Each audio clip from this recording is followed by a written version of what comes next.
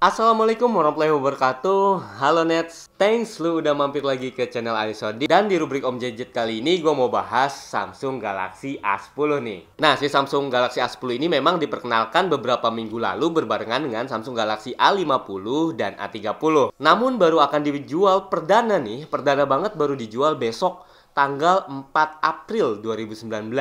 Nah, sebelum lu mulai untuk membeli Samsung Galaxy A10 ini besok, alangkah baiknya lu tonton video ini sampai habis karena gue mau unboxing si Galaxy A10 ini dan juga review sebentar, tes-tes singkat gitu.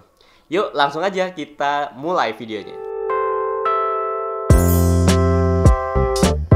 Beruntung bagi gua, Samsung A10 ini seharusnya dijual besok pada tanggal 4 April 2019. Yap, Samsung Galaxy A10 ini baru akan dijual ke pasaran itu mulai besok 4 April 2019 dengan harga Rp1.749.000. Nah, ini 16 jam lagi nih penjualannya. Itu bisa lu beli di Erafone, di JD.ID, di Tokopedia, banyak. Dia penjualannya banyak, ada di blibli.com atau langsung ke toko Samsungnya. Oke, langsung aja kita unboxing si Samsung murah meriah ini, Nets. Ini masih segel, masih fresh banget from the oven. Oke, kita lihat apa aja nih isinya nih, Nets. Yang pertama ada kompartemen kotak. Kita lihat isinya ada buku panduan singkat dan quick start guide. Udah, itu aja isinya. Ternyata seperti itu. Terus ada stiker IMEI. Dan ini dia si Samsung Galaxy A10. Wih, cukup berat juga ya. Gue pikir akan ringan kayak HP-HP Samsung murah yang sebelum-sebelumnya. Kita singkirin dulu. Terus di bagian sini, nah ini outputnya masih 5 volt 1 ampere alias berdaya 5 watt. Ini belum fast charging, masih charger biasa aja. Next, ada kabel data. Kabel datanya masih micro USB, belum USB Type-C. Terakhir, ada SIM ejector nih di dasar kardusnya. Oke. Dan inilah semua yang bisa lu dapetin di kotak Samsung Galaxy A10. Sangat minimalis sekali karena tidak ada headset, tidak ada casing, dan tidak ada anti gores di dalam paket penjualannya. Mungkin untuk menekan budget, Galaxy A10 bisa sampai di bawah 2 juta, 1,7 jutaan aja. Samsung memberikan aksesoris yang minimalis seperti ini. Semoga saja begitu rilis udah banyak yang jual casingnya ya, karena udah pasti kita akan pusing nyari anti gores sama casingnya biar Galaxy A10 kita terlindungi, ya nggak sih? Yuk sekarang kita mulai cobain. Oh ini ya, kita buka dulu kemasan si A10 ini. Ya, inilah dia Samsung A10-nya. Yang gue beli adalah warna black atau hitam. Sebenarnya ada pilihan lagi warna biru dan merah. Kita kletek dulu stiker IMEI-nya. Terus masih ada lagi nih stiker-stiker di pinggirannya, Nets. Rapi banget ya Samsung ya. Oke, ini dia si Samsung Galaxy A10. Bentuknya kayak gini. Ternyata gede, maksudnya nggak kecil-kecil banget. Gue pikir Samsung murah itu bakalan kecil ukurannya. Kita sambil nyalain aja ya. Oke, langsung aja kita tur desainnya. Yang pertama di bagian belakang sini, Samsung menggunakan material plastik. Ya, ini plastik banget. Dan desain si backcase-nya itu langsung nyatu sampai ke frame samping. Itu seamless sampai ke frame samping, melengkung. Bener-bener unibody, jadi nggak kepisah antara si backcase sama frame-nya, nyatu, dan ini membuatnya jadi nyaman di genggaman. Nah, jadi enak banget. Sudut-sudutnya semuanya rounded dan nggak nyakitin telapak tangan kita. This is good. Terus material plastiknya ini di finishing jadi glossy. Ini kasusnya jadi sama kayak di Samsung Galaxy M series, M20 atau M10. Dan di bagian samping sini ada tombol volume rocker dan tombol power yang enak banget, clicky banget. Di sisi sebelahnya ada SIM ejector. Kita buka dulu. Ya Nets, beruntung sekali Samsung Galaxy A10 itu pakai triple slot. Ini kelas low end. Kenapa selalu pakai triple slot ya? Kalau di flagship atau middle up itu pasti masih hybrid. Oke, good job Samsung. Ini memenuhi kebutuhan para pengguna entry level yang butuh dual SIM plus micro SD sekaligus. Terus di bagian atas ini hanya ada noise cancelling mic. Di bagian bawah lu bisa lihat ada jack audio, ada port micro USB, dan ada mikrofon pertama. Lantas nggak ada grill speaker di sini, so grill speakernya dia taruh di bagian belakang di backcase. Jadi fairing speakernya ke sini ya, ini kayaknya bakalan nggak kedengeran kalau misalnya kita taruh di meja, ketutup deh. Terus di backcase ini juga ada logo Samsung, simple banget, nggak ada apa-apa lagi, hanya ada logo Samsung dan ada single kamera plus flashnya di bagian yang agak menonjol ini. Ada layar, bentangnya itu 6,2 inch kalau kita lihat di kemasannya nih. 6,2 inch dengan bentuk Infinity V display sama kayak di Samsung Galaxy M20 atau M10. Udah itu aja desainnya. Gimana ya? Menurut gua desainnya tuh ya sama kayak M20 sih, kelihatan murah banget Samsung. Cuma ini berat, mungkin karena baterainya agak besar ya.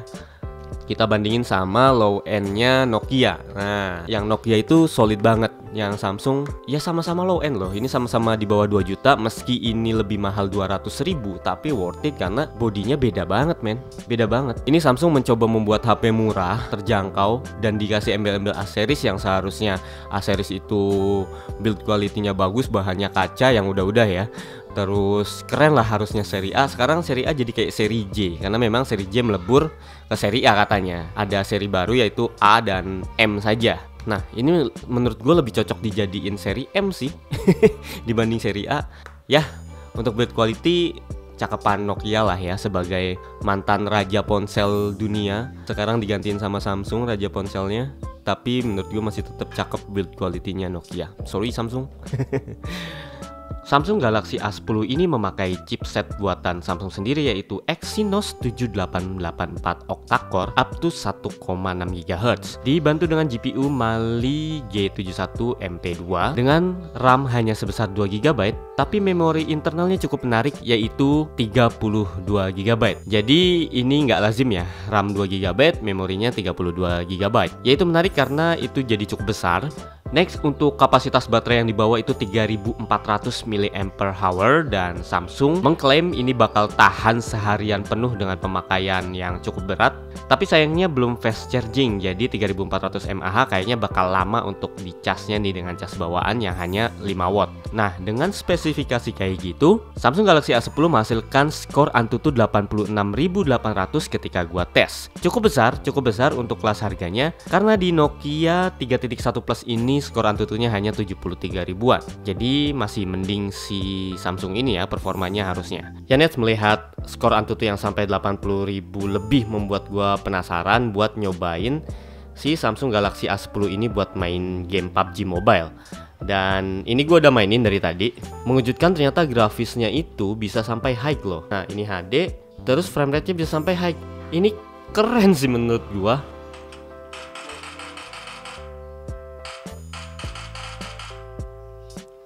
Ya, ini keren banget sih. Pakai HP murah tapi main PUBG gue bisa di posisi 2. Keren ya, walaupun ngekillnya cuma 1. Tapi sumpah gue nggak nyangka banget sih Samsung Galaxy A10 ini bisa pakai mainin PUBG dengan grafis HD dan frame rate high.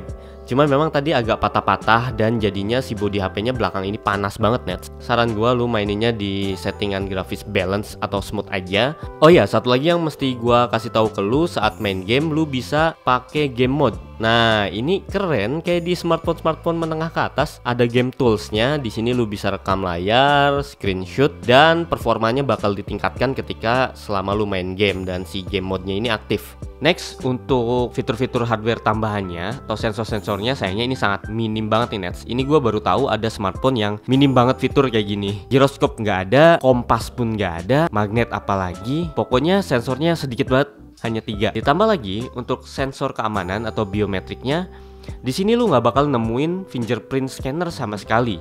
Jadi opsi untuk membuka layarnya yang versi biometriknya hanya pakai face unlock, dan ini udah gue cobain.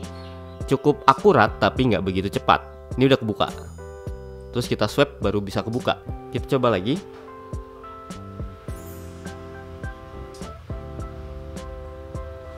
Oke, kebuka. Nggak begitu cepet tapi cukup akurat sih.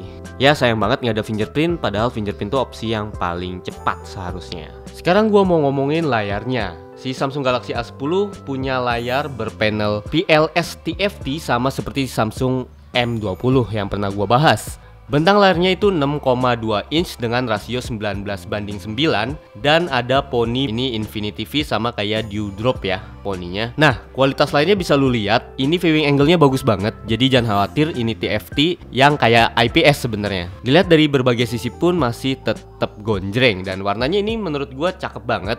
Resolusinya cuma 720p tapi sudah cukup tajam menurut gua.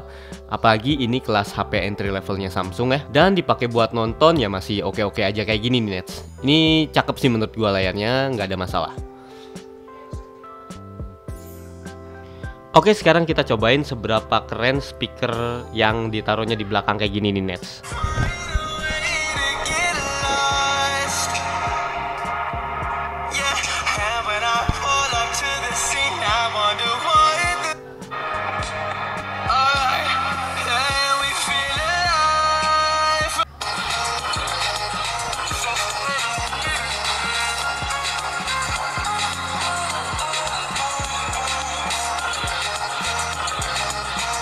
Terus kalau misalnya dari sisi penampilan, dari sisi material bodinya, build quality-nya Samsung ini kelihatan murahan kayak Samsung Galaxy J atau Samsung Galaxy M.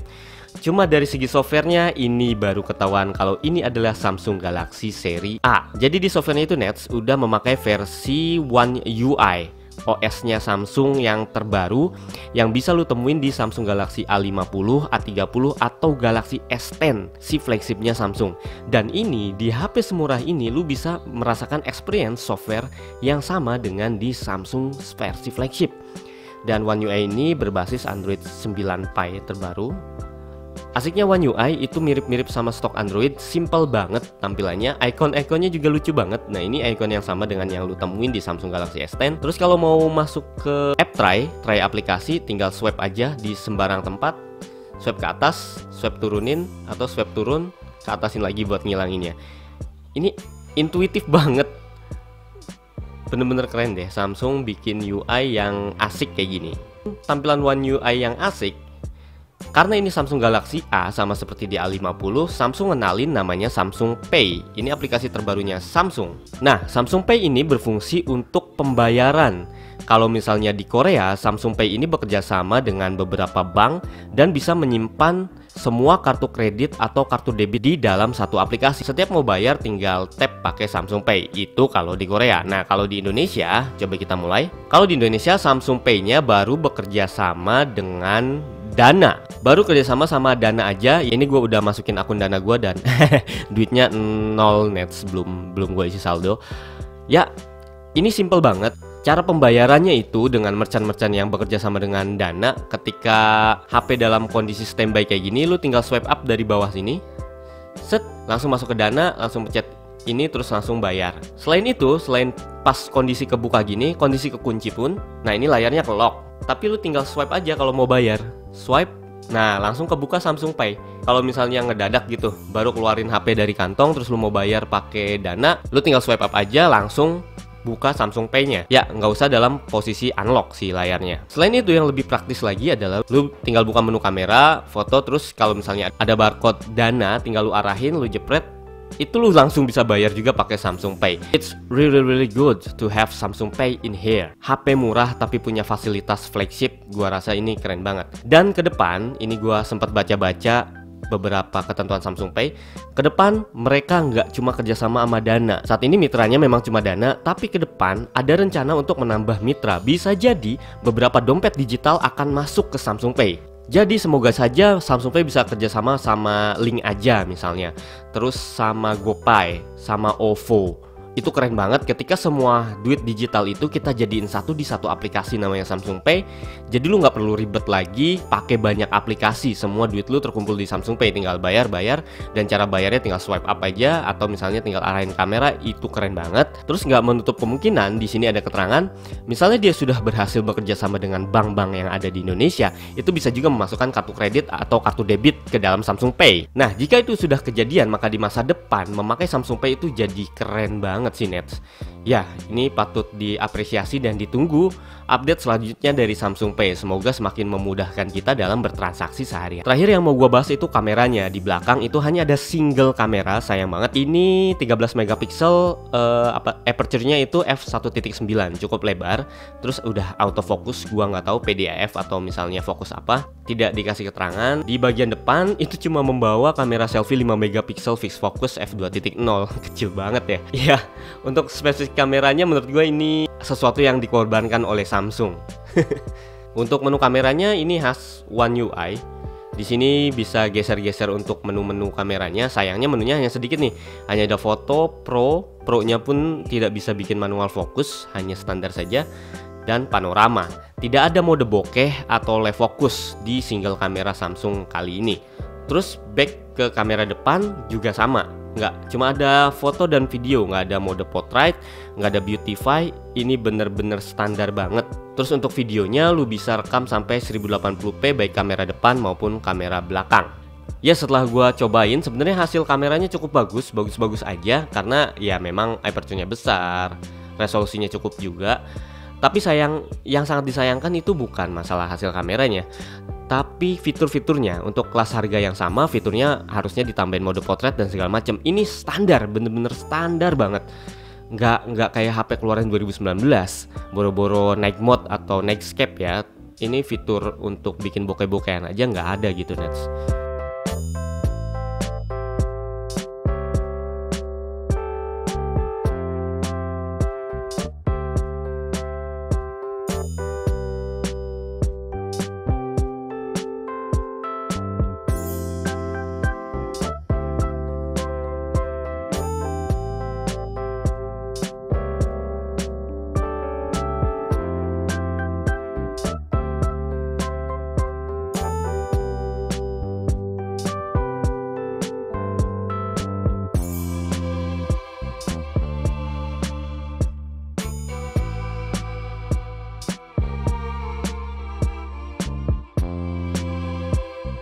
Kesimpulan buat si Samsung Galaxy A10 ini adalah dari segi build quality dan desain, ini kayak Samsung seri J series di tahun-tahun kemarin, dan kayak nggak pantas disematkan gelar Samsung Galaxy A ya. Sama Nokia aja jelas kalah jauh. Tapi dari sisi performa, Samsung Galaxy A10 ini membawa performa yang cukup untuk kelas harganya. Jadi masih bisa bersaing dengan ini Honor 8A yang harganya sama. Bahkan bisa bersaing dengan si Nokia 3.1 Plus yang harganya lebih di atasnya. Dan untuk ukuran brand Samsung di kelas harga 1,7 juta, ini membawa peningkatan performa yang lebih baik dibanding Samsung sebelumnya di harga yang sama. Dan yang paling keren adalah ini membawa One UI, sama seperti Galaxy A series lainnya. Dan One UI itu keren, menurut gua bagus. Fitur-fiturnya kita berasa jadi pakai HP flagship. Oke Nets, itu dia udah gua unboxing dan gua udah tes sebentar, main game, tes Antutu segala macem, juga tes kameranya si Samsung Galaxy A10 ini. Dan semoga video ini bermanfaat buat lu yang berencana mau membeli Samsung Galaxy A10 besok di penjualan perdananya tanggal 4 April 2019 di semua e-commerce yang bekerja sama dengan Samsung.